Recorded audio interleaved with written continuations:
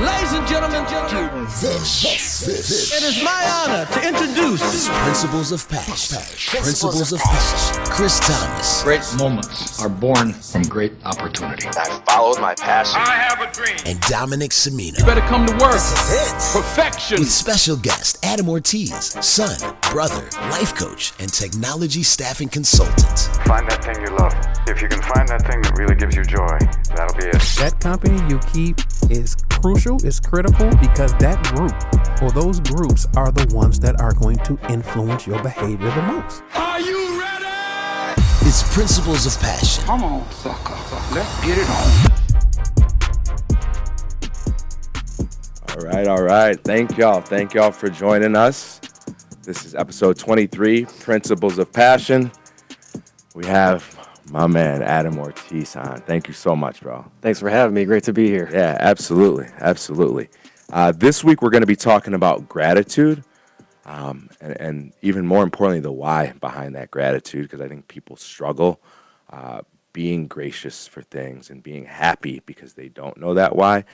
And Adam has a pretty powerful story. He actually just finished the Tony Robbins mentoring and coaching curriculum. What was it, a certification? Or tell us more. Yeah, it was 12 months long, strenuous training, and a lot of tears of happiness and a lot of learning about yourself. So I'm excited to share a little bit about that with you guys here today. Awesome, man. And in regards to that, you've had to really overcome some struggles in your life, but still maintain that ability to just always come with a positive spirit to the table and help other people do that too.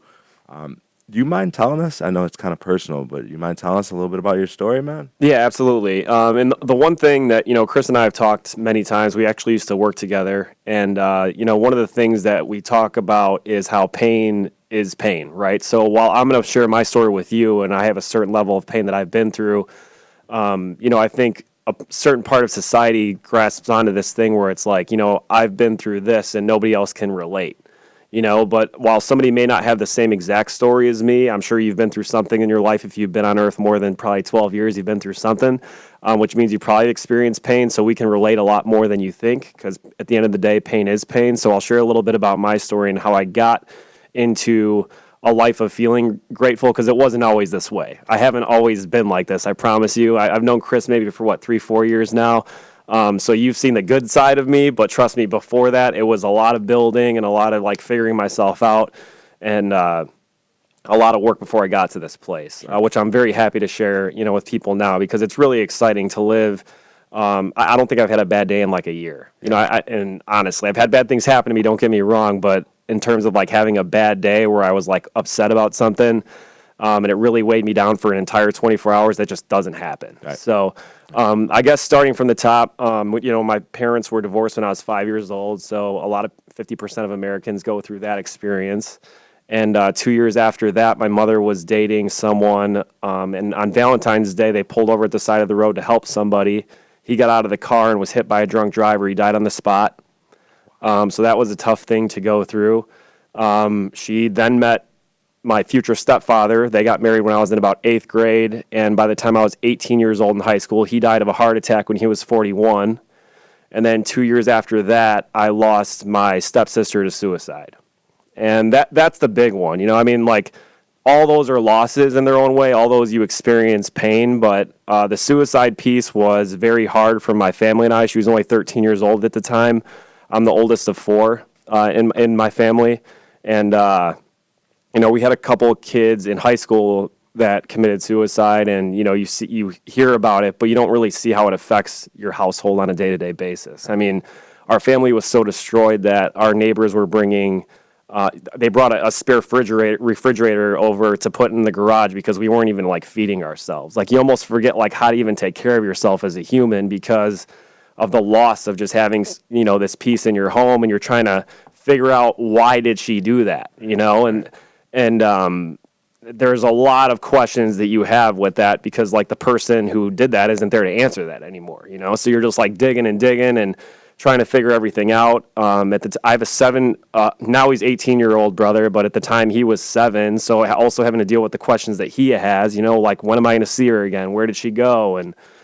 it was very difficult. So trust me, I was screwed up for a very long time after that, and hence why I came to the realization that I have to make a decision. I could either let this take over my life, or I could take it over and make something positive out of that. So, I've spoken in front of many schools since then, and have helped some people out with, problems that they're going through because they feel like people can't relate. But I think a big part of that is creating dialogue and making sure that people are comfortable, talking about what they've been through in their life. So, yeah. Thank you, man. Yeah. Thank you very much for sharing that.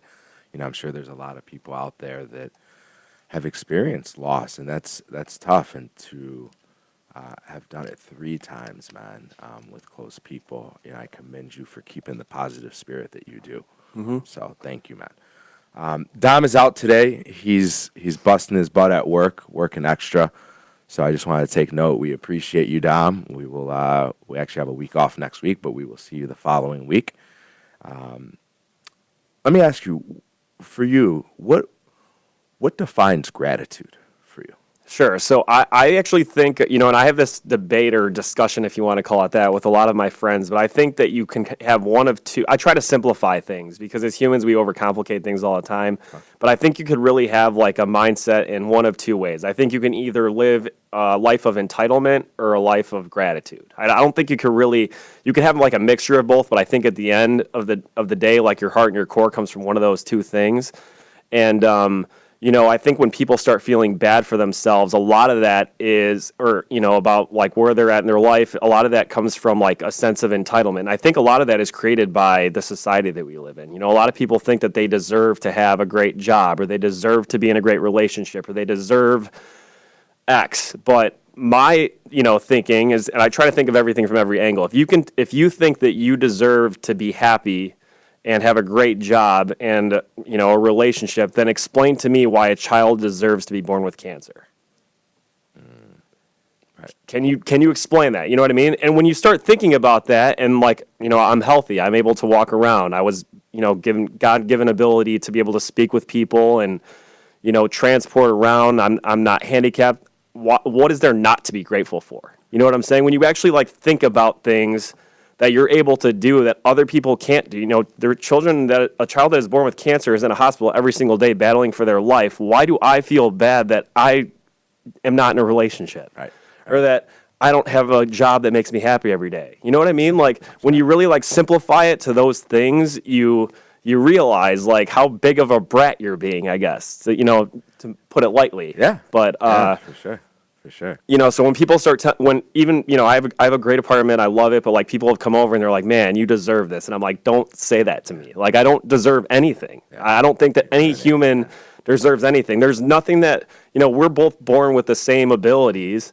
There's no reason that I deserve a great place and you don't. You know what I mean? Like I think that when you operate out of gratitude though, you just see things a little bit differently. Yeah. Like every day is a bonus day. Yeah, basically. For sure. Nothing in life is guaranteed. Yeah. There's a good quote by Brené Brown. He's a motivational speaker. He says, what separates privilege from entitlement is gratitude. And I think that's so powerful to really think about. There's a lot of people that are walking around privileged, that are even walking around entitled, and I think it's important that we just walk around and we try and help others, and look at it as a synergistic society. Yeah. More than, hey, it's just in it for me, because you affect other people. You speak with other people. You interact with other people. And for those of you that aren't big into energy, there is energy out there as you meet people and connect with them. And you want that to be more positive than negative. Yeah. So, for sure.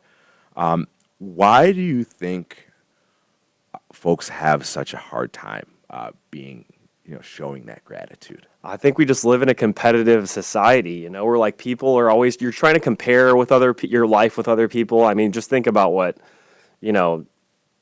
Facebook has done and Instagram has done, and like all the things about liking thing, it's just like this level of comparison where it's like hard for people to just be happy for other people, but honestly, like the happier that I am for my people that are my friends that are successful, the happier it makes me, and the more that I could help my friends, the happier I feel about myself. Yeah. Have you ever helped somebody with something and then felt like crap afterwards? Never. Exactly, right? Unless I was like sore from my I'm not moving your place again, bro. That's true. That could happen. But like, I still have yet to find somebody that has helped somebody with something and feels bad about themselves, you know? So it's just easier for me to carry on that kind of an attitude versus like be competitive with them and not happy for them, where that just like brings you down. You know what I mean? And honestly, like, you know, at the end of the day, my goal is to show up with a level 10 attitude and mentality, you know? Now, do you think, like, is that something everyone has? Is that a learned behavior? Like, Yeah, and I think it's a learned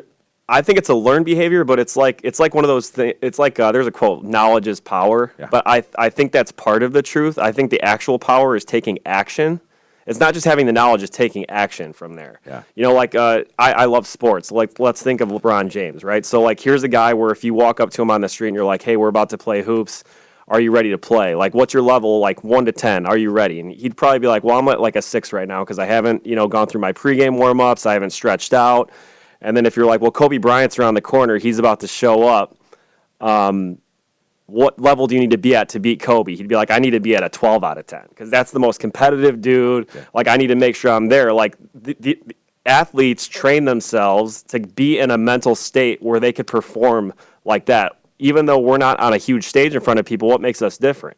You know, if I show up to work with a level 4 attitude, what does my day look like? Crappy. Yeah, how productive am I to be? How are my calls going to be? What are my conversations going to be like versus if I'm at a level 10 where I'm sharp, I'm on, just the quality of work is way better. Yeah, yeah. And every day is not going to be a level 10. And I think some people get scared of that. Yeah. Because they miss a day that's a level 10, they get a 6, and then they get just out of it and they lose the momentum, well, you know? And here's what I'll say about that. To encourage you, your abilities don't change. So like, if you have a good day on Monday and you have a bad day on Tuesday, were your abilities different from Monday to Tuesday? Like, your abilities are actually the same. And when you realize that, you understand that your mentality is the only difference. Because your abilities haven't changed at all. Right. So if you can just switch the mentality, and you have to trick your brain, right? Because we're not always going to be a 10 all the time, like you said. But what could we do? What kind of things can we do to make ourselves feel better?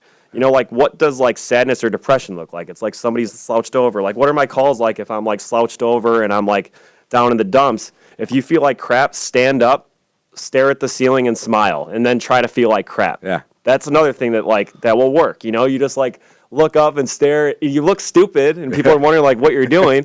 But I promise you'll get out of it a little bit faster. You know, so like, just work on things that will help you get into the place that you need to get into. But a lot of that is recognition. You know, if you're realizing you're not having a great day, you have the power to turn it around. For sure. Let me ask you this: Have you ever had one of those friends that just tries to help everyone and do something for everyone and be thankful for everything, and it's almost overkill? Yeah. Yeah. Honestly, I think that I'm one of them sometimes. Oh, you are not. You are not. Well, bro. I feel like it's sometimes though. You know, like, I don't know what it's like to be around me because I am myself, but I've always seen myself as being nice in doses. You know, like, there's none of my friends are like, "Hey, we need to hang out like every single day." You know, because I could be a little bit overbearing and I want to help people, but at the same time, like, I see it, you can tell if somebody's genuine in that or not, you know? So it's not just the action, but I think this is where, you know, the why comes into play. Yeah. Like, 80% of our communication is body language, right? So if somebody's like offering themselves, but they're not like excited about it genuinely, and you can sense that, then that's a problem. But if somebody's just genuinely excited and you could tell that way, yeah, then yeah. I would love to be around that person every single day. Awesome. Yeah, for sure. Awesome, man. So just to recap, last week we talked about transformation.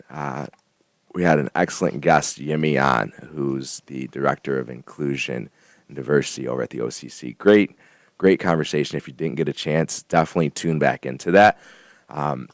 One of our small wins this week for our organization, we launched the website today. So finally, 3 months. Please check us out.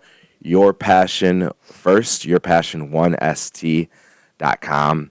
A lot of things brewing. We are praying and hoping and wishing to do this first workshop in either October or November, and we're still shooting for next June for our first festival. So full speed ahead. Thank you just to everyone. supporters, everyone that's helping, everyone that has helped, everyone that will help in the future. We're looking for volunteers. Again, though, Your Passion, the number 1 ST, is the website, so please tune in. I want to ask the audience a question here, and then what I want to do is read an excerpt from a blog that we came across when doing research for this episode. The question is, how does gratitude reduce materialism? I'll say it again.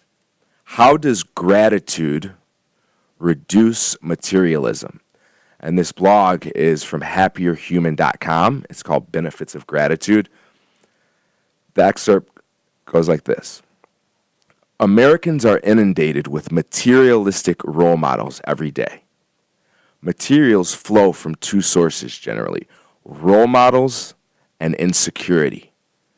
These come in the form of advertisements, which highlight materialistic themes, to celebrity culture, which glorifies the rich and frivolous, to business culture, in which we are told our dreams should be to be rich and powerful.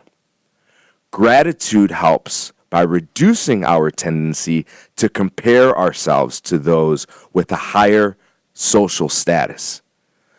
Those who are insecure, that is, those that have not had their basic psychological needs met, i.e., those who lack confidence, those who come from a poor background, or who have unsupportive parents. Those folks are more likely to be materialistic. Gratitude is an effective strategy for reducing insecurity. A grateful emotion is triggered when we perceive an act of benevolence directed towards us. Those who are dispositionally ungrateful are therefore less likely to perceive acts of benevolence, even if they are surrounded by a loving environment. Flipped around, those who cultivate an attitude of gratitude are more likely to perceive an environment of benevolence, which in turn causes their brains to assume they are in an environment full of social support, which in turn kills insecurity and materialism. I know it was a lot. I know you may need to pause and go back through it. Please, please, please, I implore you to do that. While you're doing that, Adam, I mean, that's a powerful excerpt, man. What do you think about that? It's a lot. It is. It makes me think of, though, because you're covering so much, but again, simplifying everything. I think at the end of the day, there's human needs that we all have. And when you're not hitting those needs, things fall backwards, right? So I was kind of writing down some things as you were reading. So I was thinking about what the basic human needs are. So what is important to have hit on as a need of yours? And I think certainty. Everybody wants to feel certain. They want to feel significance in their life. They want to feel love and connection. They want to feel growth and learning, and they want to feel contribution. And I think that when you're feeling those things, it's easier actually to be grateful. But a lot of times, we look at outside sources or materialistic things to get that, but it's really just a temporary fix. I'm holding an iPhone 10XR right now. It's the newest phone. At first, I was so excited to get this thing, and after a month, I forgot how excited I was at the beginning. It becomes outdated. It's basically like a temporary fix. It's like a little Band-Aid over, I wouldn't say a problem because it's not like I had a problem, but it's like something that makes you feel good, but very temporarily. Right. So, and I think a lot of things are like that. And think about even, I can't remember what I'm really big into documentaries. I think it was called Minimalism or The Minimalist on Netflix. I'm not sure if you've seen it or not. I've heard, I think Minimalist. But a big part about it is how now even advertisements are going after, children.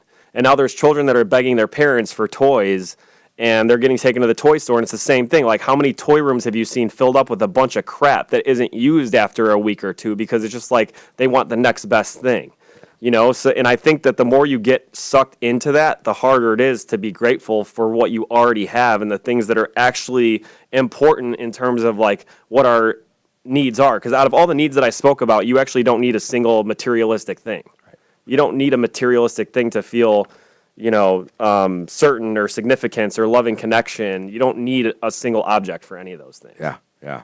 No, that's great, man. One thing I see too is there's a sense of immediacy that a lot of folks, like immediate gratification, that a lot of people struggle with, and that gaining short-term wins. I don't think that's necessarily a bad thing if you have a long-term goal to right to really, for lack of better words, enjoy those wins, right? But if you don't have a long-term plan, I think it makes it hard. And I think the bigger thing with the plan is really digging into the kind of the why of what you're trying to do. So we'll get into that. I want to play a little game. We haven't done this before in this season. I feel like we did it once last season. We're going to do a little word association game. I'm going to throw some things at him, and I just want to hear what he says. I may throw in some things after, but just to kind of see how he thinks. He's not going to know what I'm going to say, so we're going to get the true live, uncut Adam. And all of these things are surrounding benefits of gratitude. Obviously, we want to go into the why behind that after this, but I think this will be good to sum it all up. In this map, it breaks it up into emotional, personality, social, health, and career in terms of the circle that makes up our happiness. And so all of these are the benefits of that. First one, more resilient. What comes to your mind when I say With resilience? Yeah. It's just like it's will. At the end of the day, resilience is will. Yeah. And do you think that is learned? Yeah, I actually think it's a part of how we're naturally built. You know, like we all have a will. We all get excited about something. You know, I think there's always something important to everybody too. You know, so and I think that even what you were just talking about, like knowing what your outcome is extremely important, because without knowing what your outcome is, how are you going to have a will to get there? Yeah, for sure. I got a tattoo, and actually I have to give credit to a good friend of mine, William Robles, because he had posted this one day. But one of my tattoos says, "Born to lose, built to win." And we are born ready to die without the right support, right? Without an umbilical cord, without someone to start feeding us, we're pretty much set up for failure. I think when I look at resiliency and looking at the people around you, I really try and look at, use your support system and be kind to them. But at the end of the day, you are the one person, when you are able and willing, that's going to support you through and through.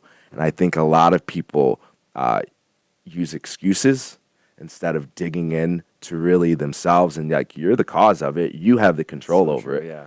And we've all done that. We probably the all time. still will do it again at some it's point, going to, but I think being conscious of the fact that you do it and doing it less and getting to a point where you never have to do it. Yeah, You know for what I mean? sure. That's it for sure. Yeah, that actually reminds me of a conversation I was having at one of my previous jobs, where I was like fed up with kind of how my boss was like not performing or doing anything, I felt like. So I went to the trainer and I was explaining this to them.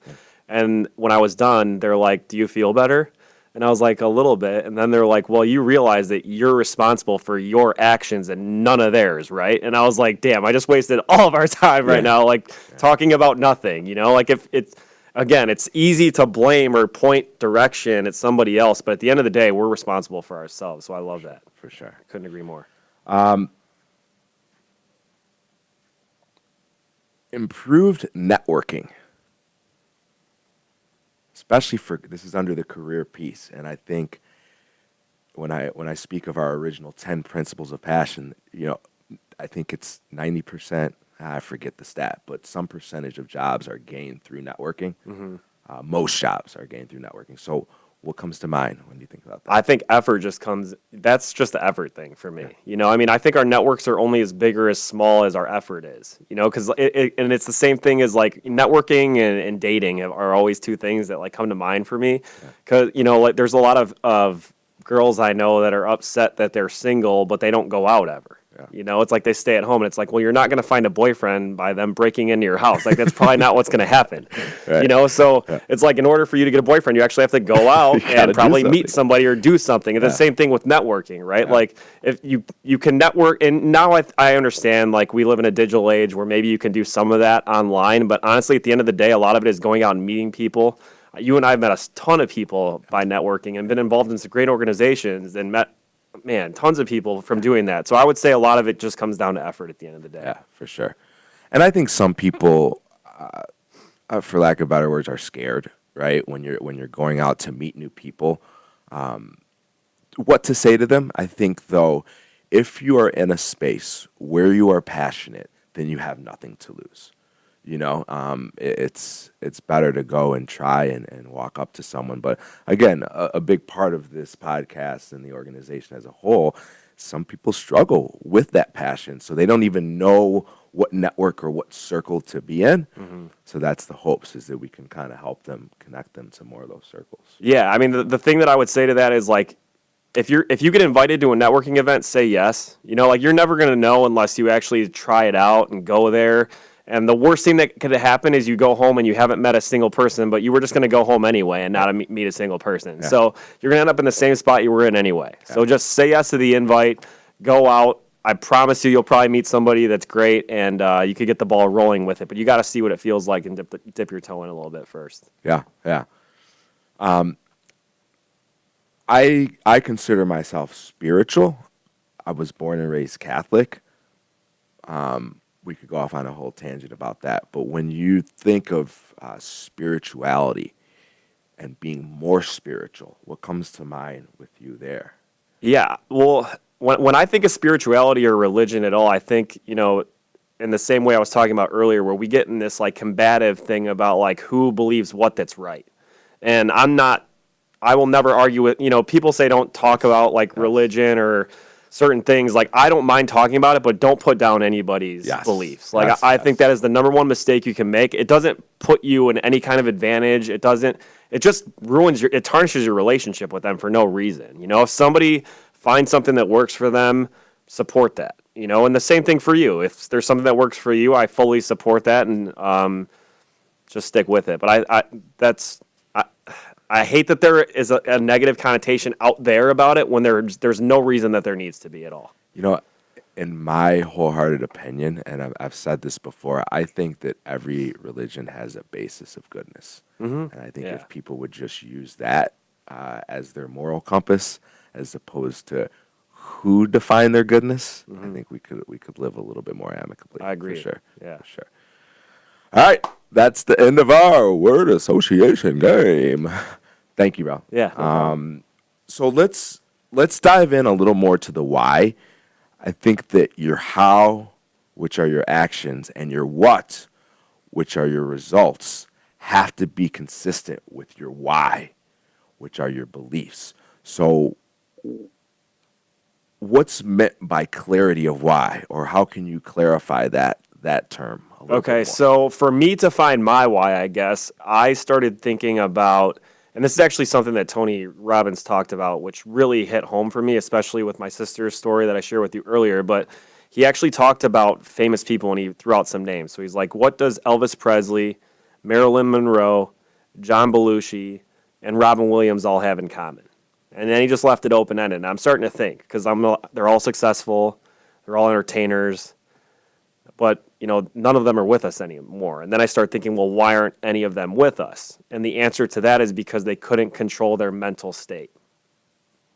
Would you agree with that, right? Yeah. Like, they relied on drugs or alcohol or something else to try to boost up their mental state because they just couldn't get there on their own. So they, like, looked for that. So why is it important to me? Because I think that your life depends on it. Literally. Like, that's my belief. So my why, my mentality needs to be good is because I don't want to go out like they did. Yeah. And I love the heck out of all of them. I'll do an Elvis impersonation. Robin Williams is like, the genie is the best Disney character of all time. Yeah. You know, but, like, these are all successful people that seemingly, it looked like they had everything, but, like, what was their why? You know, like, I don't think that they knew. And I think that's why they were looking for outside sources to like figure it out or fill the void. And in looking at that, I realized like I don't want my mentality to cost me my life. Yeah, that's a great perspective, man, and a great way to look at it. There's a quote by Simon Sinek. It says, "People don't buy what you do; they buy why you do it." And I think that that's so powerful when obviously looking at business, but when looking at you as a person. I have struggled with this because in the way that I come off, I think my why has gotten a little convoluted by my what. Sure. You and I have talked yeah. about this a lot, but I think it's important that they are all consistent, and I think it's a life learning lesson for everyone to try and stay that course. But it's so huge. And that's actually something that I wish that like workplaces would be more involved in is the why themselves, right? Because like how many jobs do we have where we have an annual review where like you talk one time about your goals and what your numbers need to be or what you want to do, and you have like all these bullet points and then the next year they're like, well, which one of these bullet points did you hit and what are you going to do next year? But very rarely do they get into the why is that important. And I hate that, and I've tried, you've been in meetings with me where I'm like, we need to talk about the why right now. Like, find out why this person on this team needs to do this. Right. And it would actually create a great work environment too, right? Because if our boss understands, I need to hit this goal because I want to propose to my girlfriend. Yeah. Like, that is a huge thing for you to know on a personal level now. You know what makes that person tick. Like, I need to make X amount of money so I could buy a ring for this girl that's important to me. Like, that's awesome for your boss to know probably, but it's so surface level done that it's like counterproductive almost. It's like we're doing it because we have to, because as this process, whereas it could actually be a great thing if we attacked it in the right way. Right. And that's part of the how, right? The values and the principles. They kind of guide your actions and decisions on a day-to-day basis. Absolutely, because if your why is really important, the how you're going to do it becomes that much stronger, right? Like, if you could say, well, I want to buy $1 million home. Well, if you don't have that, you still have a roof over your head. Like, it's probably not that bad. Right. But if you fall short of getting the money that you want to get your girl a ring, now you might be in a little bit of trouble, So it's like how you're going to get there is a little bit more important. Right. The founding principles. Yeah. Tell me what's meant by kind of the consistency of the what as well, as we kind of dive into all three of these. Yeah, I think. That's just, the what is just the action, right? It's just like what are we doing in the action that we're taking.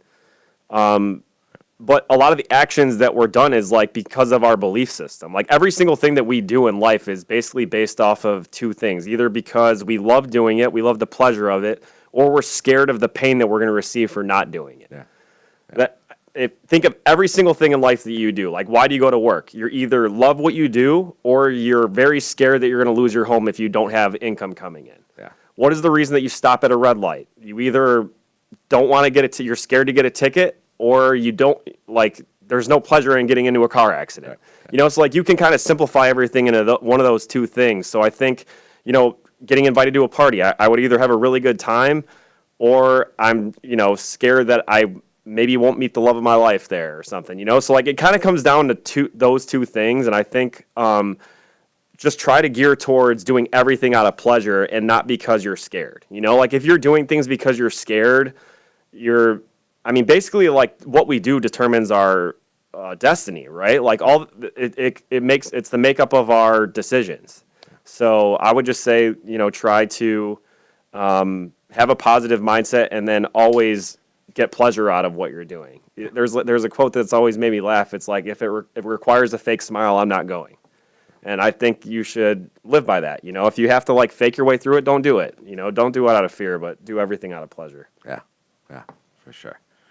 And just to recap again, your how and your what, right? Your how being your actions, your what being your results, have to be consistent with your why and your beliefs. And if you don't figure that why out, what drives you, what makes you wake up in the morning and put a smile on your face outside of your family and friends, right? What are things that you could potentially monetize on, or not, right, that just make you feel like you have goosebumps when you think about it.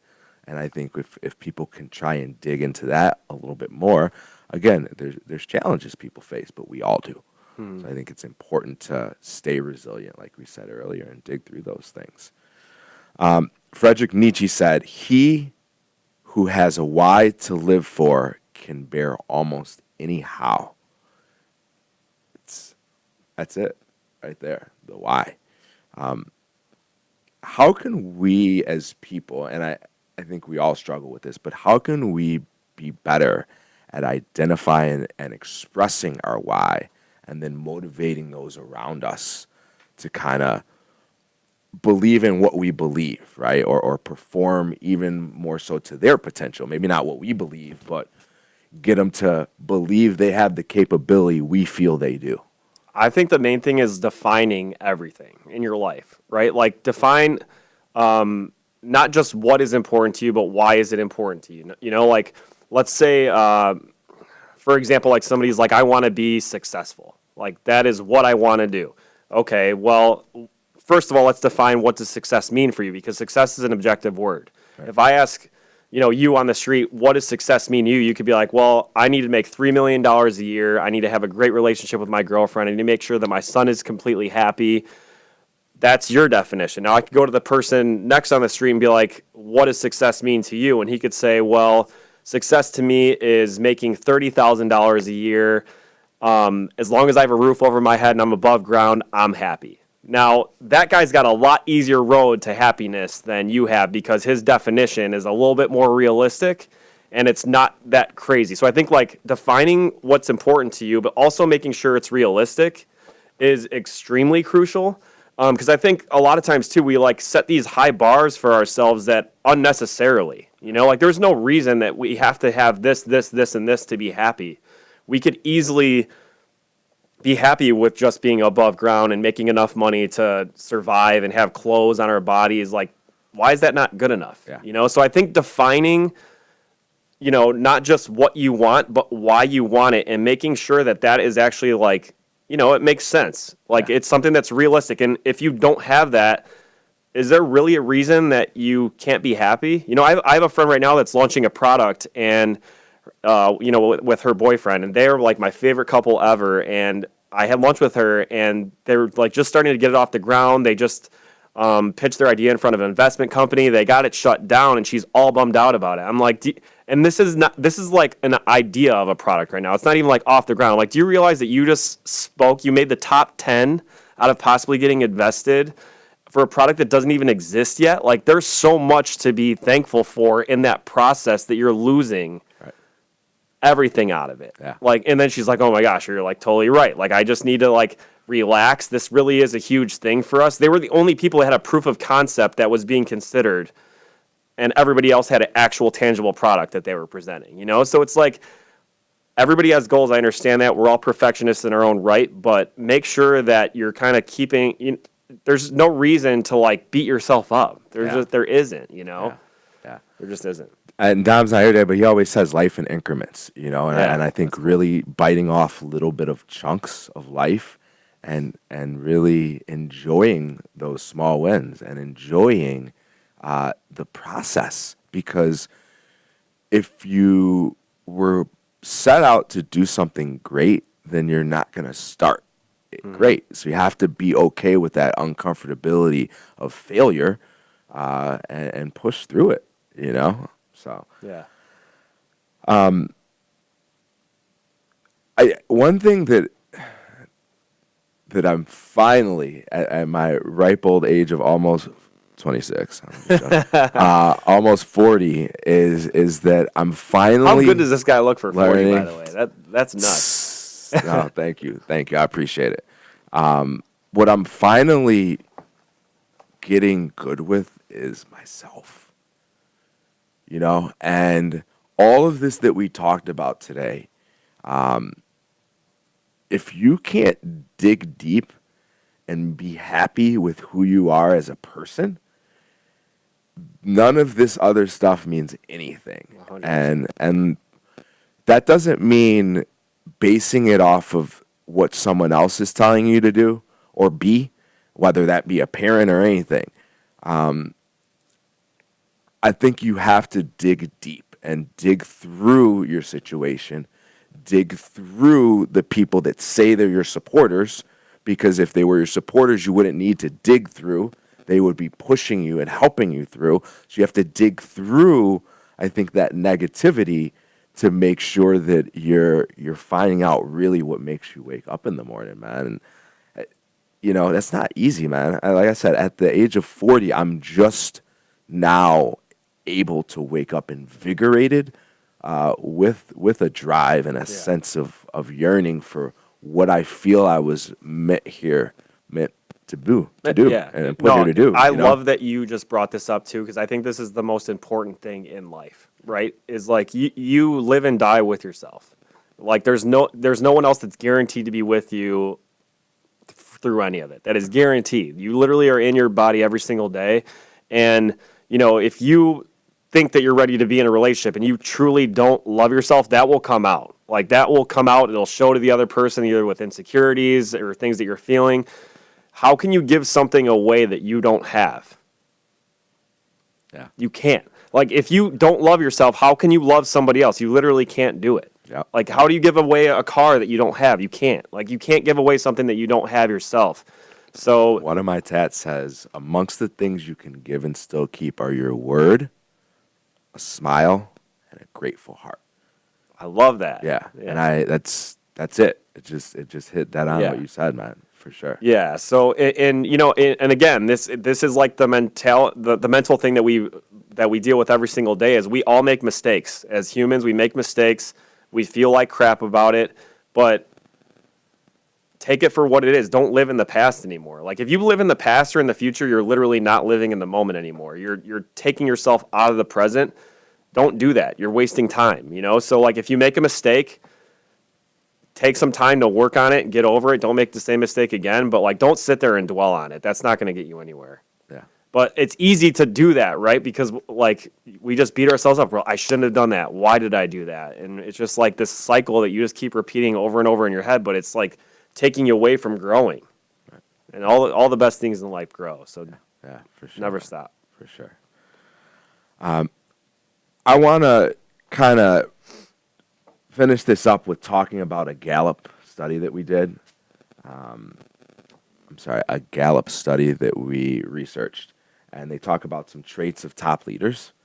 And I think it's important to look towards leadership sometimes and look towards mentors and people that have done it before and achieve that greatness to learn from them. And there's so many outlets of podcasts and social media and this and that you can learn from people on. But just to touch on one thing I thought was very important, being assertive. Top leaders are very assertive. They get shit done, right? What are things that you do and I know we're going a little off topic from being gracious and showing that gratitude, but I think in folding all this up under the why that we're happy, there is that process in between of getting there. So what are things you do to kind of be more assertive to drive some of these outcomes we've been talking about? I use role modeling, right? Because like if there's somebody that is able to get what they want, I want to know how they got what they want. I mean, if it works for them, the chances are it could probably work for me too. I mean, knowledge, I wrote down, knowledge isn't power, knowledge is potential power. Wow. But you need the knowledge first in order to have the potential to create the power. But the only way you could get the knowledge is like doing research, like, podcasts, or I implore you to go on Netflix and I've been watching a bunch of documentaries on just like famous people, even if I don't have an interest in it. One of the cool ones I saw was Logic, actually. He's this rapper. Beast. I knew nothing about him, though. And I watched this thing. I'm in tears, man. This guy wrote, like, the Suicide Hotline song, and I didn't even know that it was him that wrote that. And I was like, damn, this is not the time for this. Yeah. But, man, like, look up his childhood and what he went through in his life and when he decided that he wasn't going to be stopped. Basically. And when you see what he has inside of him and how he was not willing to take no for an answer, you're like, well, why am I taking no for an answer? You know, like he was able to get what he wants by a certain formula. And if you look at any successful person, their documentary doesn't have the same story, but they have the same drive. They have a lot of the same mentality that I need to wake up every day. I need to be on, and I am not going to take no. I'm not going to be defeated. Right. You know, that everybody has that will. Yeah. And I think learning that from successful people, that's like the one thing in common. I don't care if it's Logic or Tiger Woods or Donald Trump even. You know, I know we all hate on him all the time, but like there's one thing he's like, I'm going to be successful no matter what. I don't care how many no's that I get. It's just like everybody has that in common, which I think is really crazy, despite how different they all are. Yeah, I think it's definitely one of those top traits, for sure.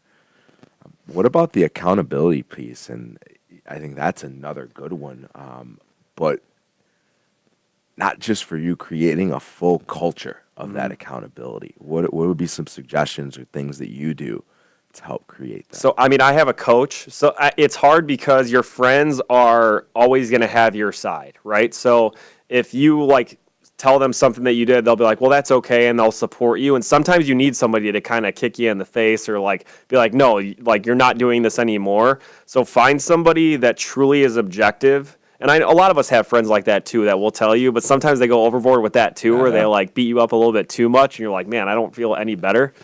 So I would encourage you to like find an objective person. Like literally you could have a friend that you like see as an accountability partner. Like you guys tell each other once a week what you've been through that week. And then the other thing too is I encourage you to create goals like almost weekly or bi-weekly, you know? So like these are the two things that I absolutely have to get done this week. That's what I do with my coach every single week. There's two, and I never used to be a goal-oriented person. It was like once a year, like the corporate stuff. Yeah. But since I've had him, he's like, these are the what two things do you want to get done this week? And if I don't have those two things done, I get chewed out a little bit. Yeah. But if I do, he pats me on the back. It feels great. Right. But I would say, you know, have somebody that you fully trust that isn't going to judge you, that's going to be objective with you, and that will remain consistent with you. Yeah. You know, like that every week or every 2 weeks, you can be sure that that person will be on the other line and you can catch up with them. Because if you don't have that, you know, you could basically slack and do whatever. And one of the hardest things in my life, man, that I've had to go through has been starting this nonprofit and keeping a level of accountability. And when you're not paying someone for something, it's really, really hard, I think, to get folks to commit. What I've seen, though, and I could give a list of names right now. I'm going to say a couple because they've been instrumental in us getting where we are. Ernie Scatton, thank you. Thank you very much. Vera McDonald, my mom, thank you very much. Dominic, co-host, thank you very much. Those are people that when it comes to accountability, I haven't had to hold them accountable. They support me, right? And so when I look at trying to keep accountability for yourself and for others around you, you have to support yourself first. And if people see that you're busting your butt, you're trying for something, and you're about your mission, they're going to support you. And if they're not, then they're not. And that's not personal. They're just not about your mission like you are. Yeah. But again, just in terms of trying to get shit done, it's been a challenge, man. But I'm blessed. I'm just blessed to have so many people that have taken accountability and have helped me and have helped us get to where we are with this. Yeah. You know what I mean? Yeah. Well, and take advantage of that. You know, like you have these people that you just rattled off. I can see in your eyes how important they are to you. Yeah. How much less are you willing to let them down than you are to let yourself down? I would rather let myself down. Exactly. And that's why I think it's important to tell those people that you just named what you're going to do by next week. Yeah, and they all know. Right. Yeah, and that's exactly. And that's it's important to have that. Yeah. Yeah. Sure. Because you do have to keep yourself accountable and have that, but you're more willing to let yourself down than you are to let somebody important to you down, which is why I encourage everybody to share what they want to do, you know, with somebody that's important to them. Man. Absolutely. Folks, we're going to wrap it up for today. One thing I want to just stress again, today's episode was awesome, and I think a lot of it is just Adam's newly found, and not that Adam had, but going through a Tony Robbins experience like that is pretty inspirational. And so I really appreciate just the powerful words that you spoke. You shared just some very, very personal things that not a lot of people can share, let alone use it as a message to help inspire other people, to help motivate other people. And so, I really appreciate you coming on. I'm hoping that, some folks out there were helped by this message, and by some of the things that we discussed. It's not easy to be happy all the time, but really, It is. It really is. The most important decision that you make every single day is to have a good attitude. Yeah. It is literally the most important decision every single day. Yeah. And, I don't want anyone, I know it's just two of us in a room right now speaking, but if you're watching this or listening, we encourage you to write in. Like, if you have a story, or there's something that you want to share, get off of your plate, just talk about. Like, this isn't like us talking at you. This is like open dialogue that we want to have interaction with you guys. So if there's something that you want to share or talk about, let us know. We want to help in any way that we can. So we don't want this just to be like we're standing on a forum and talking at people. Absolutely. And we're going to do more audience engagement. I know we've been saying we are. We've been obviously putting the horse before the cart, right? We got to get the website and stuff done. So again, thank you to everyone's patience. You will start to see more content from us. But more importantly than that, if you know anyone looking for a mentor, a coach, anything like that, let us know. I think everyone needs someone that they can look up to. And I don't think there's enough people out there lending that ear or giving that helping hand to someone. And so if more of us could do that, that would be amazing. We want to be a platform to help facilitate that. Our workshops will be coming to a community near you. Again, we're looking to do our first one in October or November, and hopefully have anywhere from 4 to 6 workshops between then and next June, when we'll be doing our first festival. So again, thank you, everyone. We can't stress enough to you, your support is amazing. One thing we always try and end the show with, and I think it's important to remember in the name of the company, in the name of what you do, is that it's very, very hard to follow your dreams if you don't put your passion first. Thank you guys for joining. We will see you in 2 weeks. Thank you for having me. Yeah, thank you, Adam. Thank you. Appreciate it, bro.